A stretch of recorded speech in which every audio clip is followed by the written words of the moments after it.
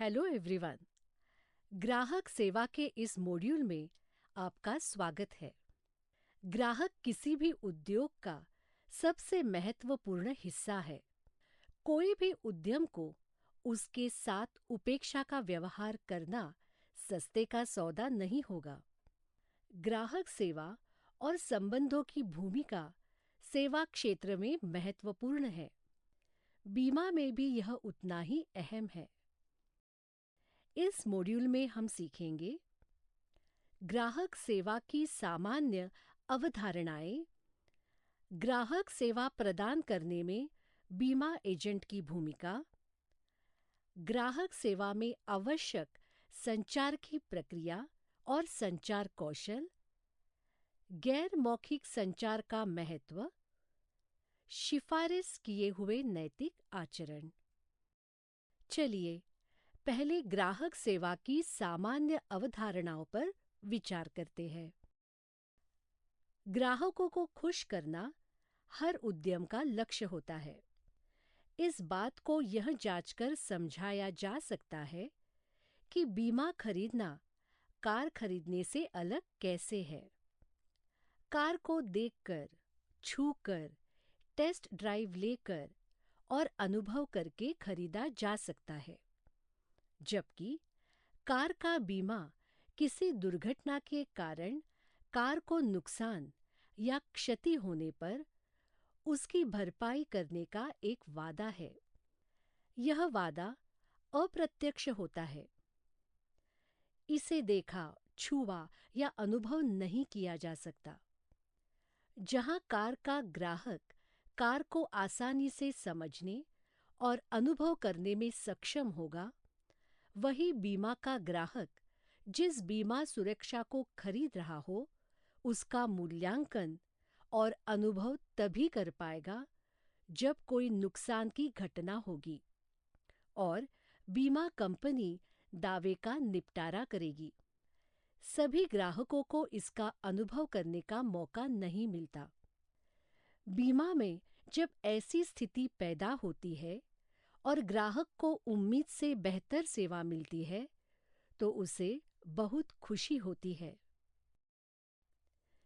बीमा कंपनियों को उच्च गुणवत्ता वाली सेवा प्रदान करके ग्राहकों को खुश करना आवश्यक है। लेकिन उच्च गुणवत्ता वाली सेवा क्या है?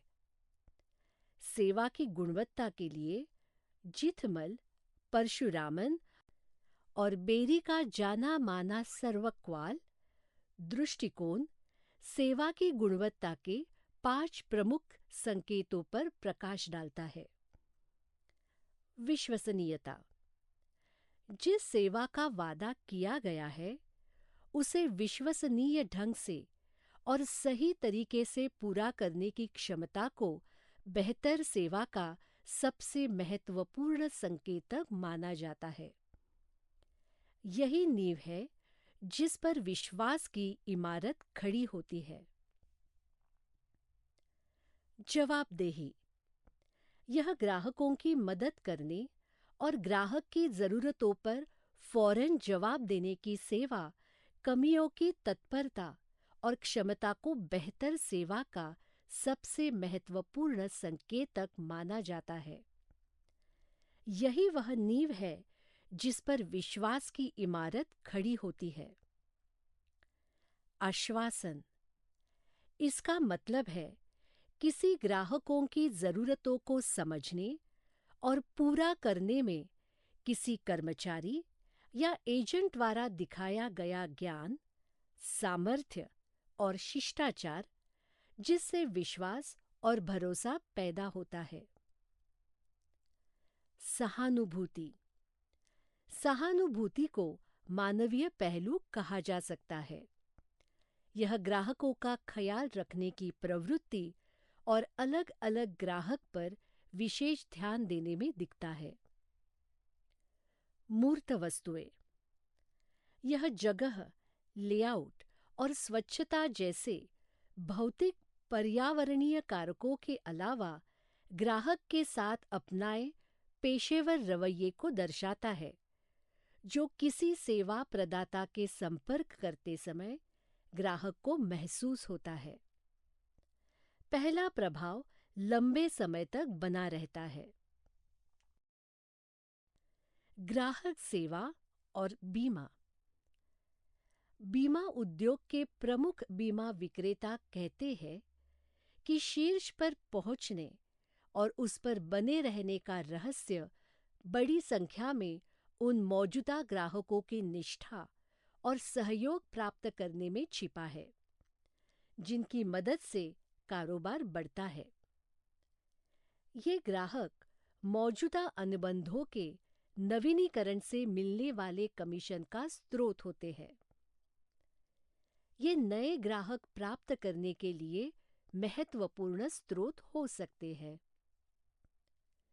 बीमा बेचने में सफलता का एक मूल मंत्र अपने ग्राहकों को अपने क्लाइंट में बदलने की क्षमता है।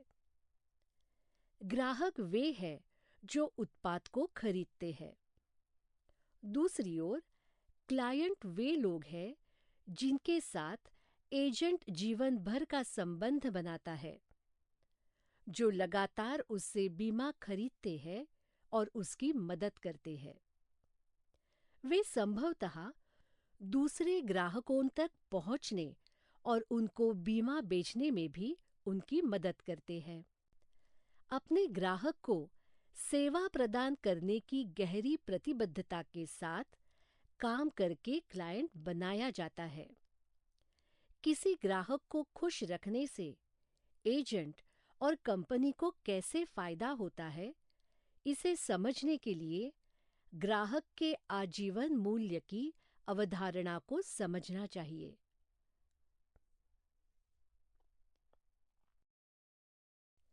ग्राहक के आजीवन मूल्य को उन आर्थिक लाभों के योग के रूप में परिभाषित किया जा सकता है जो लंबी अवधि में ग्राहक के साथ अच्छे संबंध बनाने से प्राप्त किए जा सकते हैं। यह 3 भागों से बना होता है। ऐतिहासिक मूल्य, प्रीमियम और अन्य आय जो अतीत में ग्राहक से प्राप्त हुए हैं। वर्तमान मूल्य, भविष्य के प्रीमियम जो मौजूदा कारोबार को बनाए रखने पर प्राप्त होना अपेक्षित है। संभावित मूल्य, उन प्रीमियमों का मूल्य जो ग्राहक को अतिरिक्त उत्पाद खरीदने के लिए राजी करने से प्राप्त किए जा सकते हैं। ऐसा एजेंट जो अपने ग्राहकों को सेवा प्रदान करता है और उनके साथ नज़दीकी संबंध बनाता है, वह अपनी साख और ब्रांड वैल्यू बनाता है, जिससे उसे कारोबार बढ़ाने में मदद मिलती है। जहां ग्राहक सेवा संतुष्ट और भरोसेमंद ग्राहक बनाने में एक मुख्य तत्व है, ग्राहकों के साथ मजबूत संबंध भी आवश्यक है। बीमा कंपनी के बारे में किसी ग्राहक के विचार बीमा कंपनी द्वारा प्रदान की गई सेवा और संबंधों के अनुभव पर निर्भर करता है। एक स्वस्थ, बेहतर संबंध कैसा बनता है? बेशक, इसके केंद्र में विश्वास ही होता है। साथ ही कुछ अन्य तत्व भी होते हैं जो विश्वास, भरोसे को मजबूत करते हैं। आइए इसके कुछ तत्वों को जानें। विश्वास या भरोसे के 3 तत्व होते हैं। आकर्षण, हमेशा उपलब्ध रहना और संचार। हर संबंध आकर्षण से शुरू होता है। आकर्षण मतलब है पसंद किया जाना और ग्राहक के साथ घनिष्ठ संबंध बनाना, जो एक शानदार पहला प्रभाव छेड़ने से शुरू होता है। अगर ग्राहक किसी विक्रेता, सेल्स पर्सन को पसंद नहीं करता है, तो वह विक्रेता बहुत आगे नहीं बढ़ सकता। संबंध का दूसरा तत्व मौजूदगी, अर्थात जरूरत होने पर उपलब्ध रहना है। भले ही कोई विक्रेता पूरी तरह से उपलब्ध ना रहे और अपने ग्राहकों की सभी अपेक्षाओं को पूरा करने में असमर्थ हो, फिर भी वह इस तरीके से संवाद करके एक मजबूत संबंध बनाए रख सकता है, जिसमें आश्वासन, पूरी हमदर्दी और जिम्मेदारी का भाव दिखता हो। संचार के उपरोक्त आयामों के लिए अनुशासन और कौशल होना जरूरी है। यह आखिरकार व्यक्ति की सोच और देखने के नजरिए में दिखता है।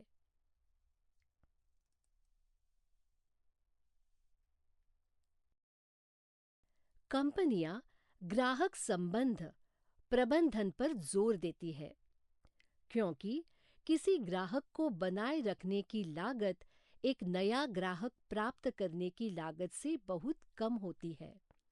ग्राहक संबंध बनाने का अवसर हर संपर्क बिंदु पर मौजूद होता है, जैसे कि ग्राहकों की बीमा जरूरतों को समझते समय, कवरेज के बारे में समझाते समय, फॉर्म भरने में मदद करते समय। चलिए अब हम ग्राहक सेवा प्रदान करने में बीमा एजेंट की भूमिका इस पर विचार करते हैं।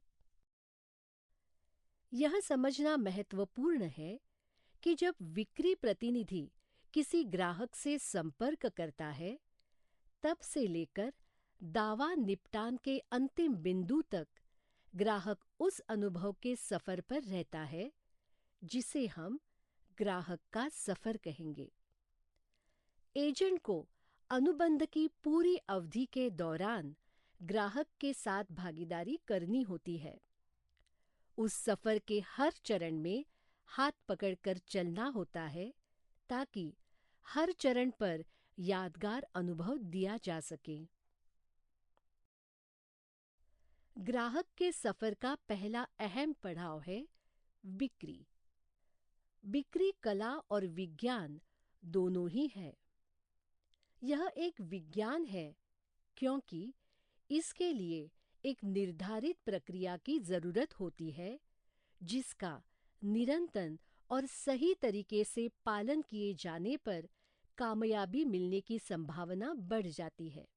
बिक्री इस मायने में एक कला भी है कि हर बिक्री प्रतिनिधि इस प्रक्रिया में अपनी अलग धारणा, शैली और व्यक्तित्व लेकर आता है। नतीजे इस बात पर निर्भर करते हैं कि हर व्यक्ति इस प्रक्रिया में क्या योगदान करता है। बिक्री प्रक्रिया में सबसे महत्वपूर्ण कदम प्रोस्पेक्टिंग से शुरू होता है, जिसका शब्दशः अर्थ है संभावित ग्राहक की खोज करना। एजेंट आमतौर पर अपने स्वाभाविक बाजार के साथ शुरुआत करता है, जो जान पहचान के और आसानी से संपर्क किए जा सकने वाले लोगों से मिलकर बनता है। चुनौती ऐसे लोगों के ज्यादा नेटवर्क से संपन्न करने की होती है, जो व्यक्ति के आसपास की दुनिया के बाहर के होते हैं। उनके बारे में जानना और उनके बीच पहचान बनाना सबसे अहम होता है।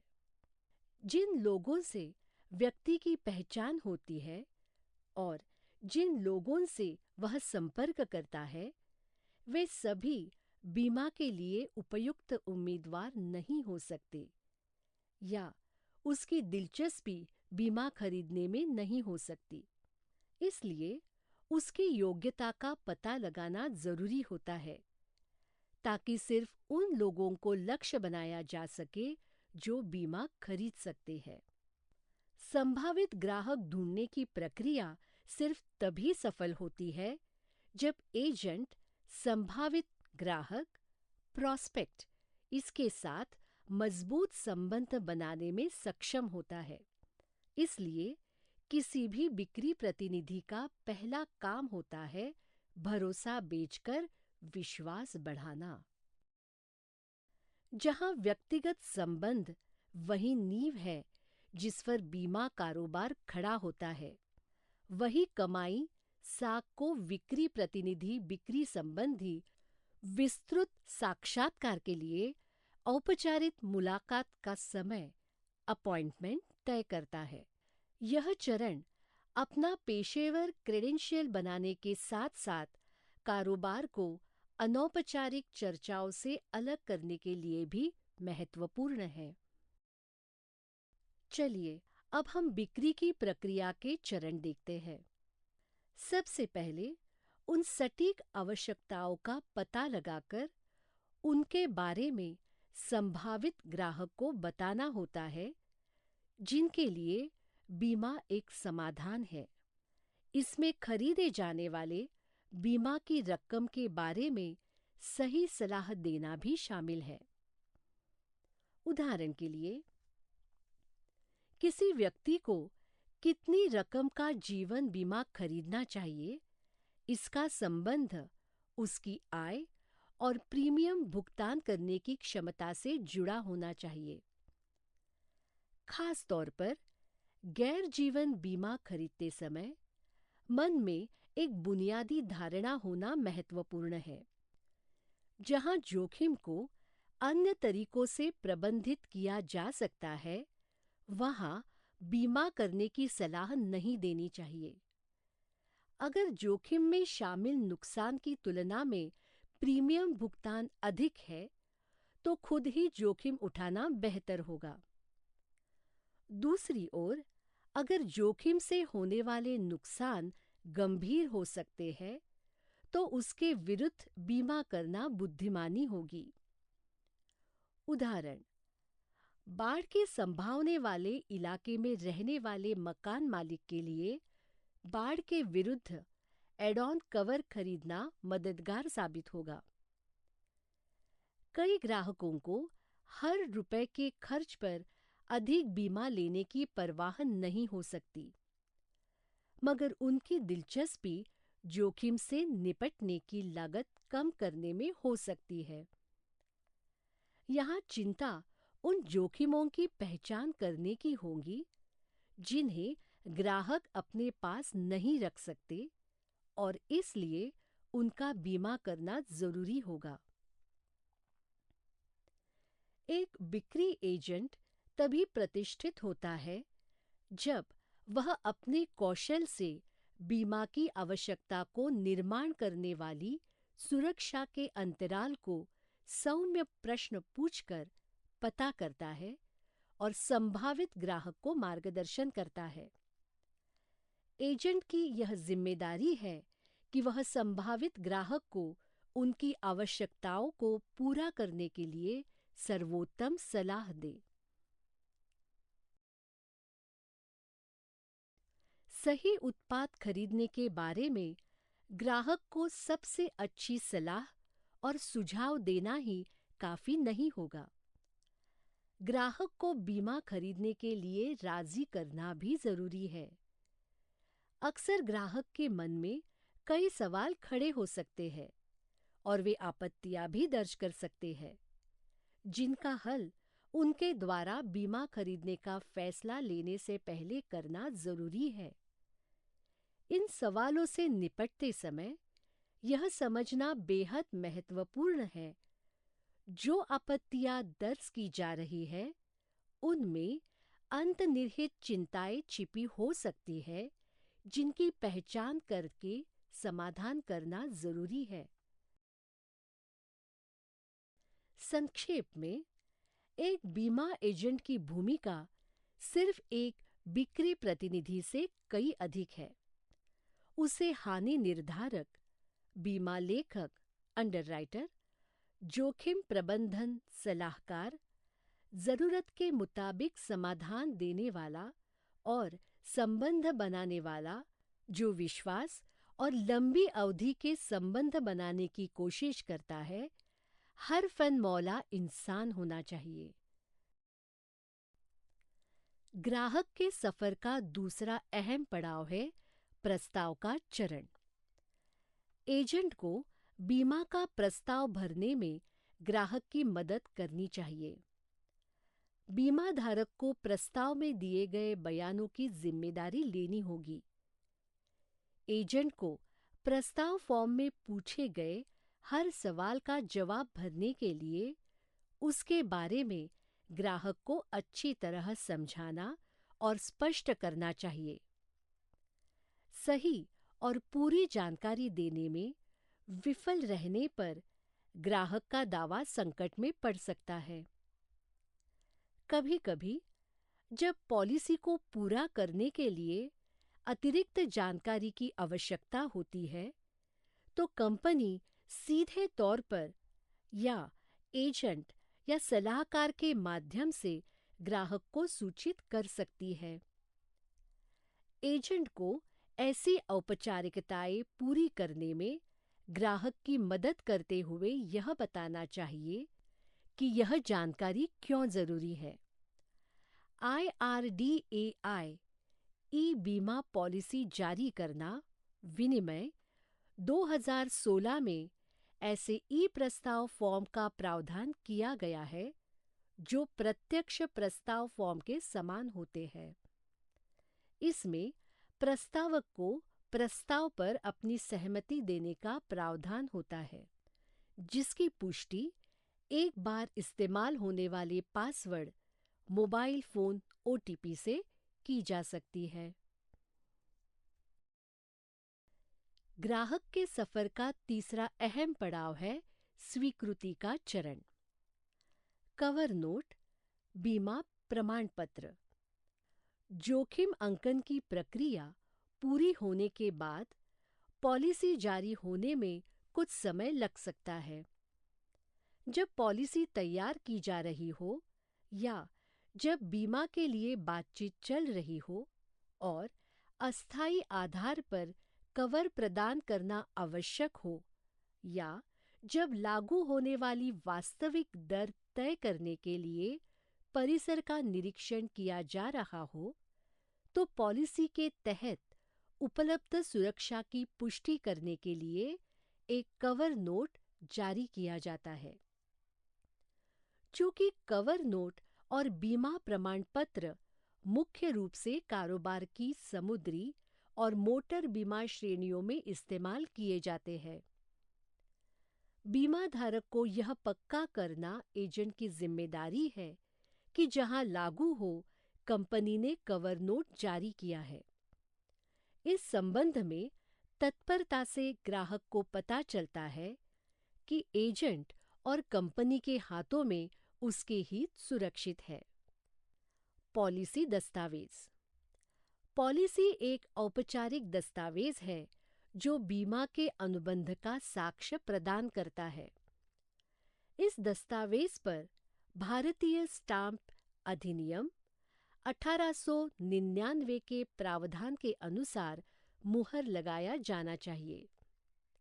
बीमा धारक को पॉलिसी दस्तावेज प्रदान करना बीमा कंपनी का दायित्व है। ग्राहक के सफर का चौथा अहम पड़ाव है प्रीमियम भुगतान।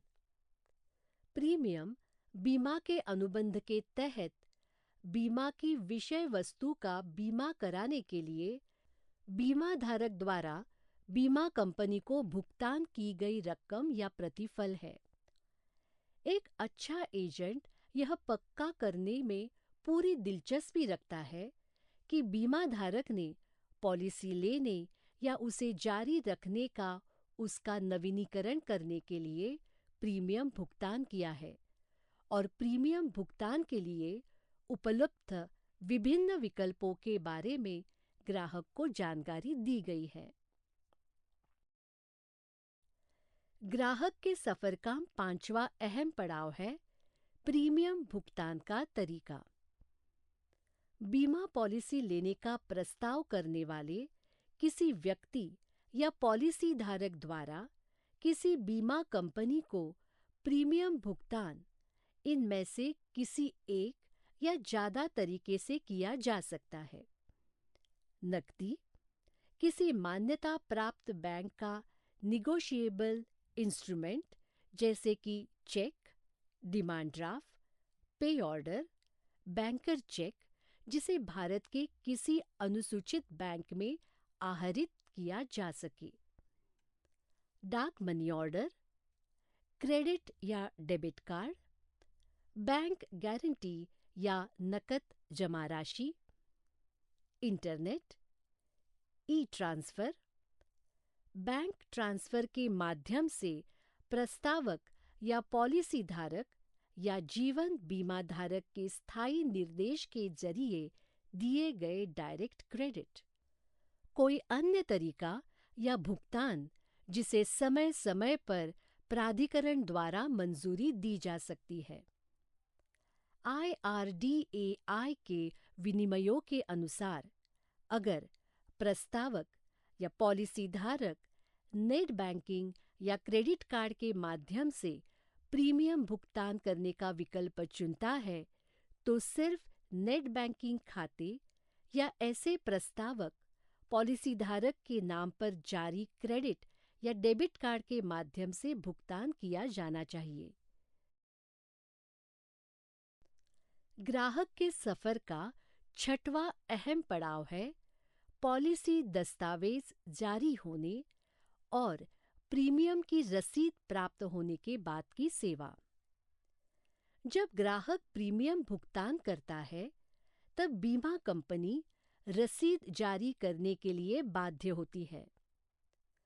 अग्रिम में प्रीमियम भुगतान किए जाने वाले मामले में भी रसीद जारी की जाती है।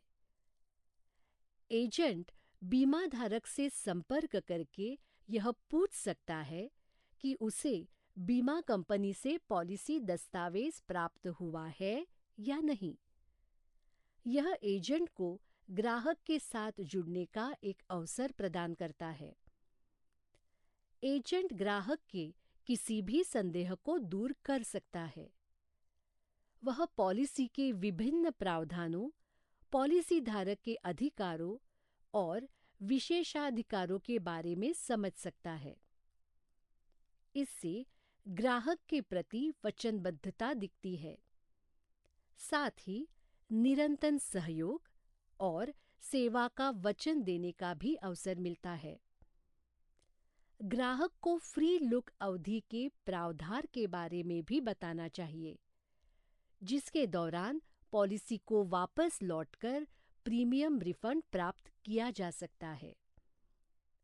अगर खरीदी जा रही पॉलिसी एक इलेक्ट्रॉनिक बीमा पॉलिसी है, तो एजेंट रजिस्टर्ड इंश्योरेंस रिपॉजिटरी के माध्यम से एक ई बीमा खाता EIA खोलने में ग्राहक की मदद कर सकता है। इससे अगले चरण का रास्ता भी खुलता है, जो ग्राहक से उसकी पहचान के ऐसे अन्य लोगों के नाम और विवरण जानना है, जिन्हें एजेंट की सेवा से लाभ मिल सकता है। यह और भी बेहतर होगा अगर ग्राहक, क्लाइंट खुद उन लोगों से संपर्क करके एजेंट से उनका परिचय कराता है। ग्राहक के सफर का सातवां अहम पड़ाव है पॉलिसी का नवीनीकरण। ज्यादातर साधारण बीमा पॉलिसियों को हर साल नवीनीकृत करना होता है। हर बार नवीनीकरण के समय ग्राहक के पास उसी कंपनी के साथ बीमा जारी रखने या दूसरी कंपनी चुनने का विकल्प होता है। साधारण बीमा कंपनियां आमतौर पर प्रीमियम भुगतान की अवधि खत्म होने की तारीख से पहले नवीनीकरण का नोटिस भेजती है। पॉलिसी का नवीनीकरण करने या उसे जारी रखने के लिए ग्राहक का विकल्प अक्सर एजेंट और कंपनी द्वारा बनाई गई साख और भरोसे पर निर्भर करता है। एजेंट को ग्राहक के संपर्क में रहना जरूरी होता है, ताकि वह प्रीमियम भुगतान की नियत तारीख से पहले पॉलिसी का नवीनीकरण करने या उसे जारी रखने के बारे में ग्राहक को याद दिला सके। होशियार एजेंट्स लगातार अपने ग्राहकों, क्लाइंट के संपर्क में बने रहते हैं। साथ ही वे विभिन्न प्रकार की सेवा और संबंधों के माध्यम से उनका भरोसा और विश्वास जीतते हैं। इनमें त्योहार या पारिवारिक कार्यक्रम जैसे विभिन्न अवसरों पर अपने ग्राहकों, क्लाइंट को शुभकामनाएं देना, उनके हर सुख दुख में सदैव उनका साथ देना शामिल है। ग्राहक के सफर का 8वां अहम पड़ाव है दावे का चरण। सबसे बड़ी परीक्षा दावे के निपटान के समय होती है। एजेंट को यह पक्का करना होता है कि दावे का जन्म देने वाली घटना के बारे में बीमा कंपनी को फौरन सूचित किया गया है और ग्राहक सावधानी से सभी औपचारिकताओं का पालन करता है। एजेंट उन सभी जांचों में भी मदद कर सकता है जो नुकसान का आकलन करने के लिए जरूरी हो सकती है। एक अच्छा एजेंट दावा दर्ज करने की औपचारिकताएं तेजी से, सही तरीके से और अच्छी तरह से पूरे करने में ग्राहक या उसके प्रतिनिधियों की मदद करता है। चलिए अब ग्राहक सेवा में संचार कौशल देखते हैं। अपने कामकाज की जगह पर प्रभावशाली प्रदर्शन करने के लिए एजेंट के पास कुछ सामान्य कौशल, सॉफ्ट स्किल होना जरूरी है। सामान्य कौशल, सॉफ्ट स्किल, कामकाज की जगह पर और बाहर दोनों जगह दूसरों के साथ प्रभावशाली तरीके से संवाद करने की क्षमता को दर्शाता है। संचार, संवाद कौशल इन सॉफ्ट स्किल में सबसे महत्वपूर्ण है। हर संवाद में एक जो संदेश भेजे प्रेषक और एक प्राप्तकर्ता जो संदेश प्राप्त करे जरूरी है। संचार की प्रभावशीलता इस बात पर निर्भर करती है कि प्राप्तकर्ता ने वह समझा है या नहीं जो संप्रेषित करने की मांग की गई थी। संवाद मौखिक, लिखित, गैर मौखिक या हावभाव के रूप में हो सकता है। यह औपचारिक या अनौपचारिक हो सकता है। चूंकि बीमा पॉलिसी वास्तव में एक वादा है, यह महत्वपूर्ण है कि बीमा कंपनी ने जो वादा किया है उसे बीमा धारक ने साफ तौर पर समझ लिया है।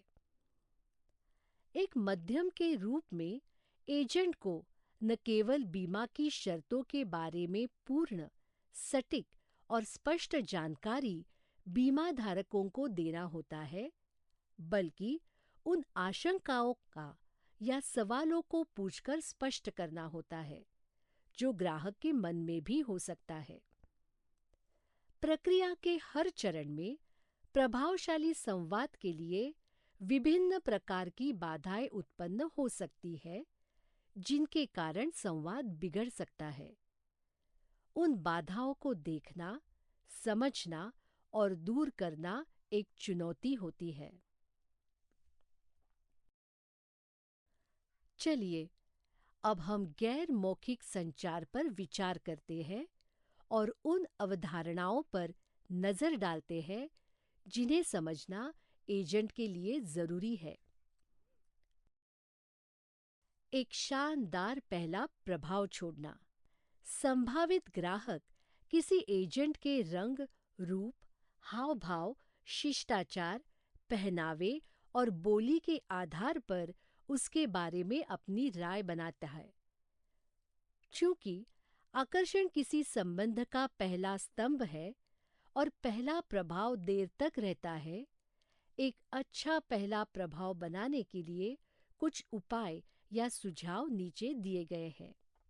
हमेशा समय पर रहना, वक्त का पाबंद होना, कुछ मिनट पहले पहुंचने की योजना बनाएं, हर तरह की संभावित देरी का ध्यान रखें, अपने आप को सही तरीके से पेश करें।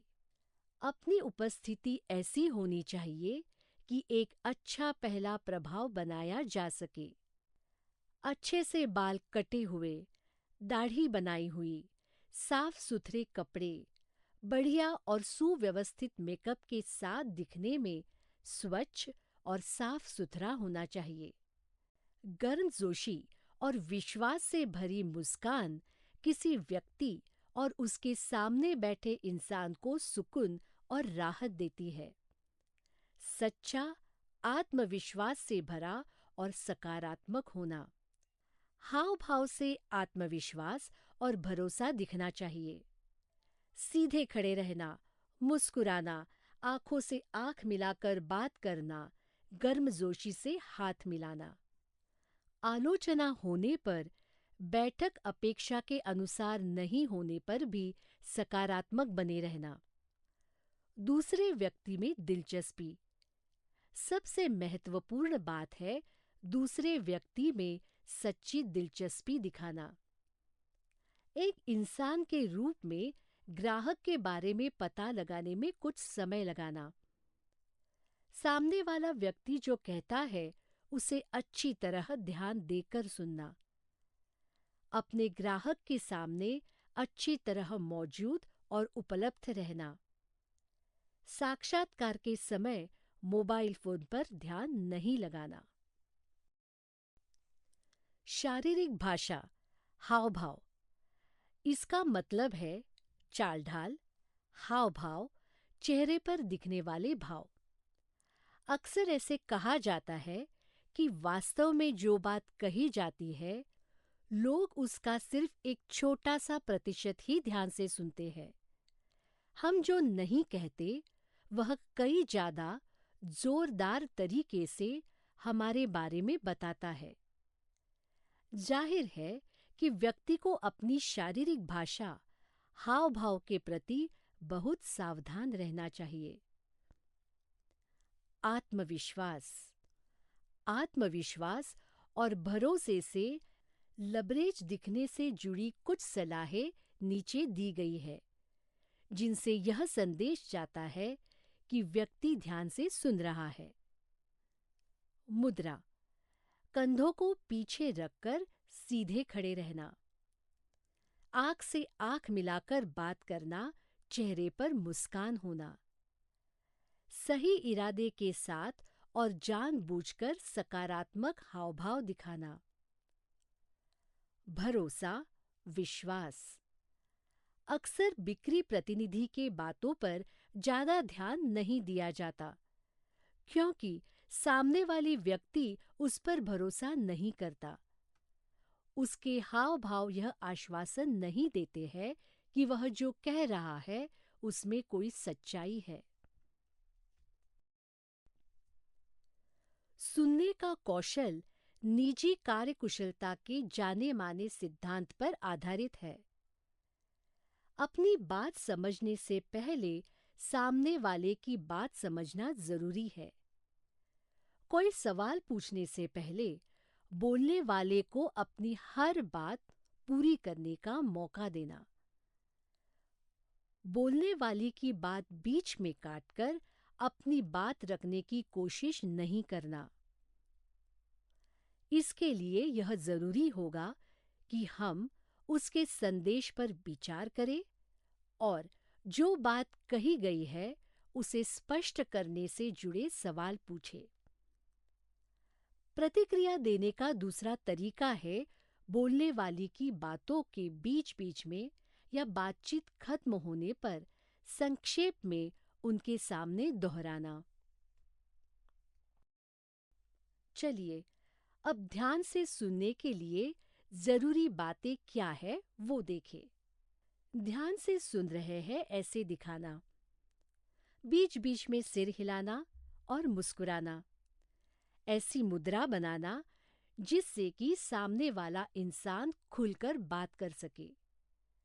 समझ रहा हूँ, सही बात है और ओह जैसी छोटी-छोटी टिप्पणियां देना। ध्यान देना। बोलने वाली की बातें ध्यान देकर सुनना और उसे स्वीकार करना जरूरी है। बोलने वाले को सीधे-सीधे देखना। मन को भटकाने वाले विचार अलग रखना। मन ही मन खंडन करने के लिए तैयार होना ठीक नहीं है। ध्यान भंग करने वाली सभी बाहरी चीजों से बचना, जैसे मोबाइल को साइलेंट मोड पर रखना।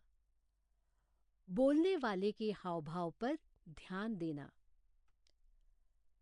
फिल्टर हटाना, पूर्वग्रह दूषित ना होना। हम जो भी सुनते हैं उनमें से बहुत सी बातें कई निजी फिल्टर की वजह से छूट जाती है, जैसे कि अपने अनुमान, पूर्वाग्रह, धारणाएं आदि। अगर सुनने वाला व्यक्ति पूर्वाग्रह से ग्रस्त है, तो बोलने वाले की बात सुनने के बावजूद वह सिर्फ अपनी पक्षपातपूर्ण व्याख्या के अनुसार ही उन बातों को समझ पाएगा। हमदर्दी के साथ सुनना, अर्थात धैर्य से सुनना और समझना, सामने वाला व्यक्ति जो कह रहा है उन बातों पर पूरा ध्यान देना, भले ही वह उससे सहमत ना हो। बोलने वाले को यह दिखाना महत्वपूर्ण है कि उसकी बात स्वीकार कर दी गई है, सहमत होना जरूरी नहीं है। सही तरीके से जवाब देना। ध्यान देकर सुनने का मतलब है बोलने वाले व्यक्ति की बातों को सुनने से कई अधिक उन पर ध्यान देना। संवाद तभी पूरा हो सकता है जब सुनने वाला व्यक्ति बोलकर या हावभाव से किसी न किसी तरह जवाब दे। कुछ नियमों का पालन करके यह पक्का किया जाना चाहिए कि बोलने वाले को नीचा नहीं दिखाया जा रहा है, बल्कि उसे पूरा सम्मान दिया जा रहा है। इनमें शामिल है अपने जवाब में निष्पक्ष, सच्चा और ईमानदार रहना, किसी व्यक्ति की राय को सम्मान के साथ स्वीकार करना, दूसरे व्यक्ति के साथ ऐसा बर्ताव करना जो वह खुद के साथ चाहेगा। चलिए कुछ उदाहरण देखें। स्पष्ट करने के लिए कहना, मैं समझता हूं कि हमारे कुछ हेल्थ प्लान के फायदों के बारे में शायद हम बहुत अच्छी तरह नहीं समझा पाए। क्या अपनी आशंकाएं के बारे में पूछकर हमारी मदद करना चाहोगे? बोलने वालों की बातों को सटीक तरीके से दूसरे शब्दों में दोहराना। उदाहरण के लिए, हमारे हेल्थ प्लान उतने आकर्षक नहीं है। क्या मैंने आपकी बात को ठीक से समझा है? चलिए अब हम नैतिक आचरण देखते हैं। हाल के वर्षों में अनुचित आचरण की कई रिपोर्ट सुनने को मिली है, जहां कारोबार में नैतिक आचरण को लेकर गंभीर सवाल उठाए गए हैं, जो विश्वासघात का कारण बना है। इसकी वजह से बीमा में जवाबदेही, कॉरपोरेट गवर्नेंस और ग्राहकों के साथ निष्पक्ष तरीके से पेश आने जैसी धारणाओं पर चर्चा जारी है, जो कारोबार में नैतिकता का हिस्सा बनते हैं। अनैतिक आचरण वहाँ होता है जहाँ दूसरों के लिए कोई चिंता नहीं की जाती है और खुद की चिंता बहुत अधिक होती है। बीमा एक विश्वास का कारोबार है। विश्वासघात का मतलब धोखा है। जब संभावित ग्राहक को बीमा खरीदने के लिए लुभाने के इरादे से गलत जानकारी दी जाती है या दिया गया बीमा संभावित ग्राहक की विशिष्ट आवश्यकताओं को पूरा नहीं करता है, जो चीजें गलत दिशा में जाती है। विभिन्न विनिमयों में IRDAI द्वारा निर्धारित आचार संहिता नैतिक आचरण की ओर ही निर्देशित है। सिर्फ नियमों को जान लेना ही काफी नहीं है। बीमा कंपनियों और उनके प्रतिनिधियों के लिए यह बात अधिक महत्वपूर्ण है कि प्रस्तावक पॉलिसी धारक के हितों को हमेशा प्रमुखता दी जाए।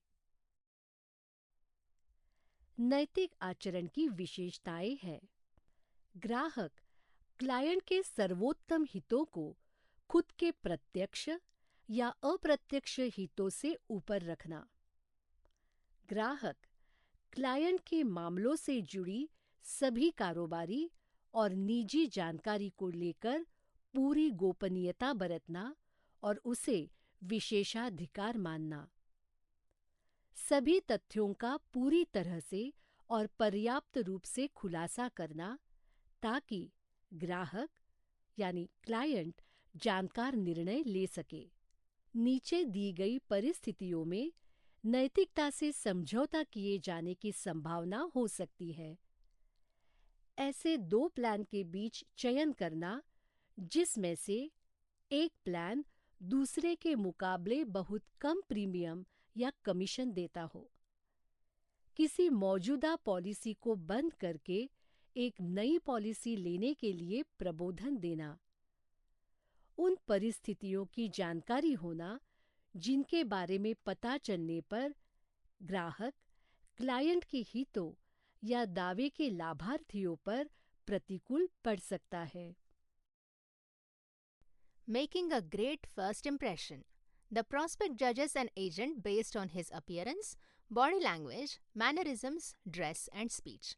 As attraction is the first pillar of a relationship and first impressions last long, some tips for making a good first impression are: be on time always. Plan to arrive a few minutes early, allowing flexibility for all kinds of possible delays. Present yourself appropriately. The appearance should create the right first impression. The dress must be appropriate for the meeting or occasion. The look must be clean with good haircut and shave, tidy clothes, neat and tidy makeup. A warm, confident and winning smile puts a person and his or her audience immediately at ease with one another. Being open, confident and positive. Body language must project confidence and self-assurance. Stand tall, smile, make eye contact, greet with a firm handshake. Remain positive, even in the face of some criticism or even when the meeting is not going as well as expected. Interest in the other person. The most important thing is about being genuinely interested in the other person. Take some time to find out about the customer as a person. Be caring and attentive to what he or she says. Be totally present and available to your customer. Not engaging in one's mobile phone during the interview.